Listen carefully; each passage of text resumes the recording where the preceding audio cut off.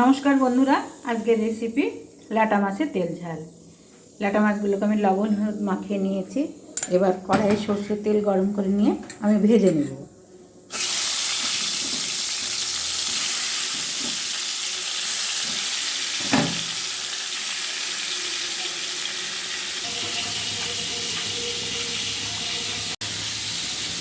ল্যাটা মাছের তেল ঝাল বানানোর জন্য আমার কয়েকটা আমি লঙ্কা নিয়ে নিচ্ছি, কাঁচা লঙ্কা আর একটা বড় পেঁয়াজের আধখানা আর 1 ইঞ্চি আদা, একটা টমেটো আর রসুন।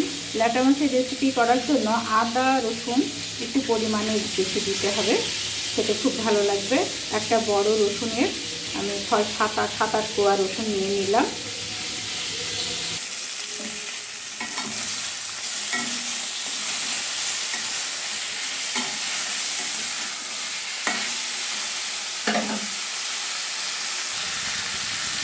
ল্যাটা মাছগুলো ভাজা হয়ে গেছে, এবার আমি নামিয়ে নেব।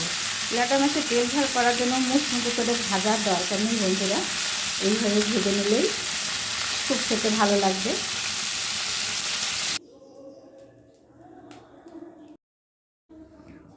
মশলা আমি বেটে নিয়েছি আর গুঁড়ো মশলা নিয়ে নিয়েছি। গুঁড়ো মশলা আমি সবসময় জল দিয়ে বানিয়ে নিই, এইভাবে আপনারা করবেন, খুব ভালো লাগবে। ডাইরেক্ট গুঁড়ো মশলা তেলের উপরে না দিয়ে জল দিয়ে বানিয়ে তবে অনেকটা বাটা মশলার মতো স্বাদ লাগে।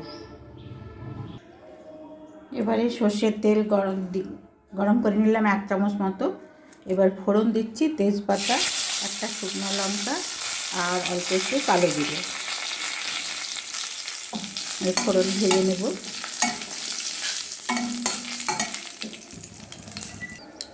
এবার ফোড়ন ভাজা হয়ে গেছে, এবার বাটা মশলাটা দিয়ে দিলাম।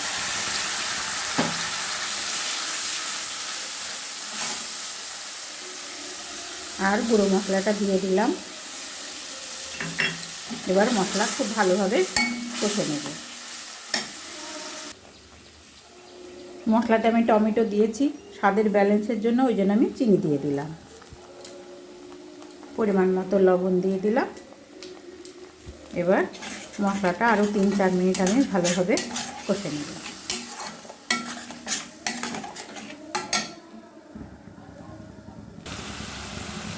এবার মশলাটা কষানো হয়ে গেছে, তেল ছেড়ে দিয়েছে মশলা থেকে। আমি ঝোলের জন্য একটু জল দিয়ে দিলাম।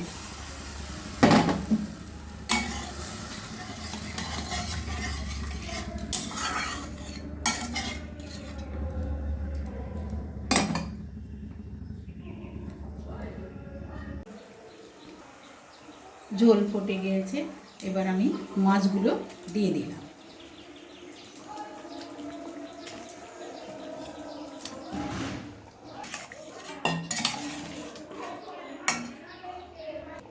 এবার একটু গরম মশলা দিয়ে দিলাম উপর থেকে। তৈরি হয়ে গেল ল্যাটা মাছের তেল ঝাল। এইভাবে রান্না করে খাবেন, খুব ভালো লাগবে। যদি ভালো লাগে অবশ্যই চ্যানেলটিকে সাবস্ক্রাইব করবেন, পাশে থাকা বেল বাটনটি দাবিয়ে দেবেন। সবাই ভালো থাকবে, সুস্থ থাকবে। ধন্যবাদ।